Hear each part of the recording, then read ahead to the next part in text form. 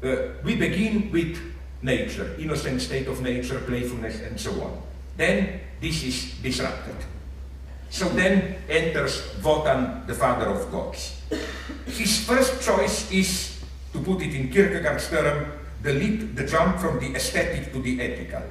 The rule of law imposed on innocent nature. From Valhalla, he will rule the world, he will bring peace and justice to the world. This attempt fails because of the compromises Wotan has to commit. These compromises are again more complex than it may appear. They concern not only the well-known topic of illegitimate violence that grounds the rule of law, not only the notion of the rule of law disturbing the innocence of the spontaneous natural life. A crucial part of Wotan's tragedy is that he abandons love in the service of law.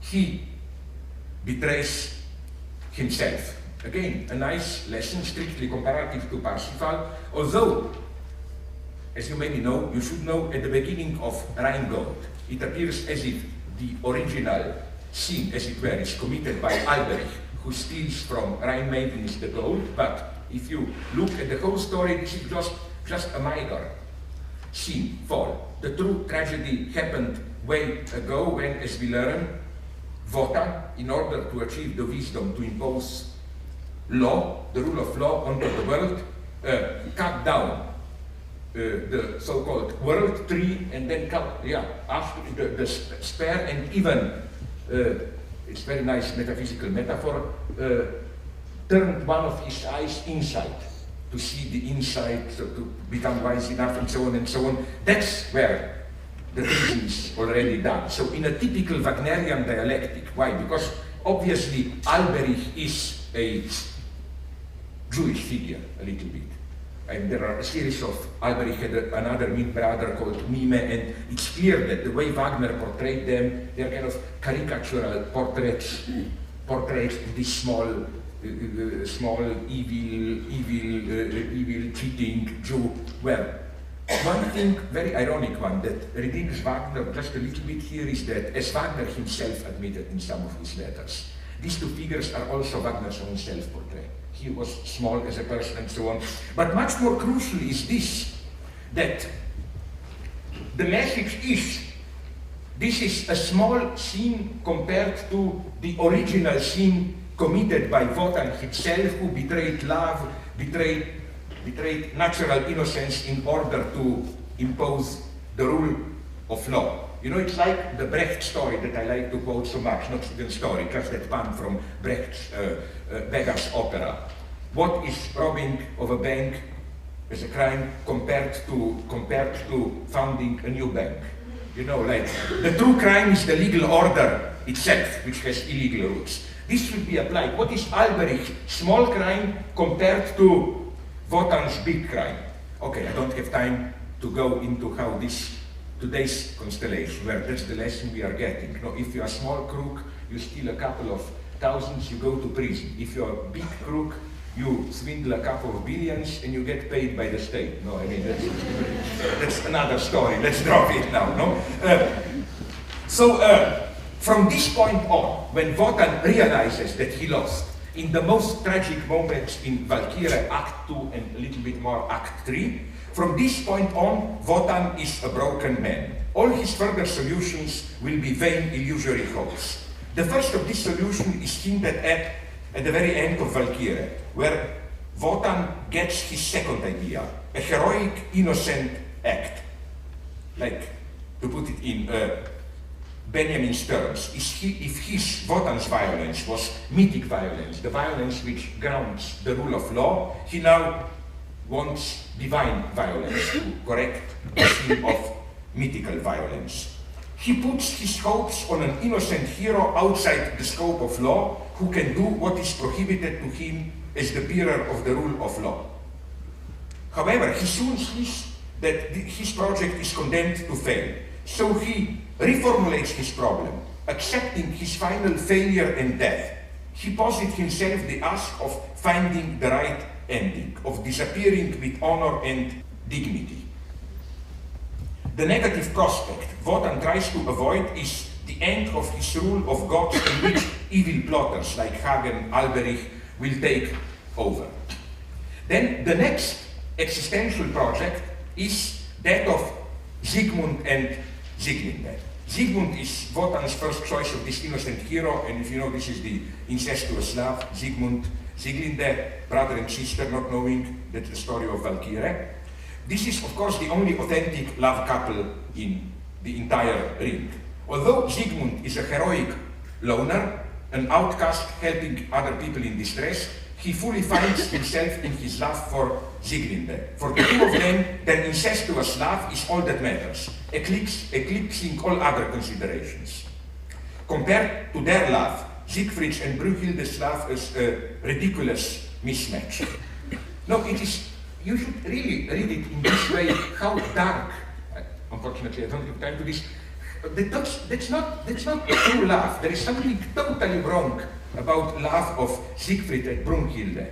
Siegfried is a jerk, a total idiot. I mean, look at how he treats, for example, in Siegfried, the first act of Siegfried, how he treats, again, if we were to have a DVD or video, I could show you how he treats Mime, the Jewish figure. It's really like an arrogant German treating a Gastarbeiter, foreign workers. It's extremely aggressive. What he's saying is, you get on my nerves with your twitching and so on, I just want to squash you and so on. It's this, the most primitive, brutal racism. That's Wagner's greatness. Although officially Siegfried is portrayed as a big hero, blah blah, his art was too strong. His artistic, authentic instinct. Everything is there. The brutality of Siegfried, and so on. You can see this also, I don't have time to interpret it, in a most uncanny, breathtaking scene of the entire ring. The finale of Act 1 of the ring, when Siegfried comes to Brunhilde, but with that magic veil which masks him as the King Günther, and basically it's a brutal rape scene. And it's not even clear does Siegfried know what to do or not. So Wagner was full, Wagner definitely did not, as some wrong readers put it, he's idealizing Siegfried in a kind of a proto-Nazi perfect hero. Siegfried is a brutal, stupid beast. It's absolutely clear. So again, the only, this is, I think, the closest we come to the second authentic existential project. We have, again, the first one would have been Rhine Maidens.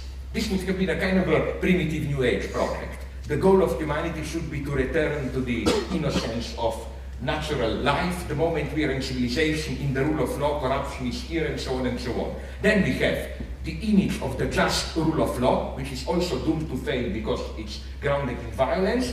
And then we have with the couple of Sigmund and Sieglinde, authentic, erotic transgression. The idea you can live fully in this erotic ecstasis. There is a beauty in this act. As Ernst Bloch put it, maybe, again, if we were to have time, wouldn't you enjoy the way it is staged by Gérard Boulez in Act 2 of Valkyrie? This is really such a wonderful tragic scene when Brunhilde comes to Sigmund, telling him, now you will die. Gods decided that you should lose the battle with Hunding, the bad guy, but I came here to offer you that after your death, you can come with me to Valhalla. You know, as a dead hero, you will do the usual sport of the gods.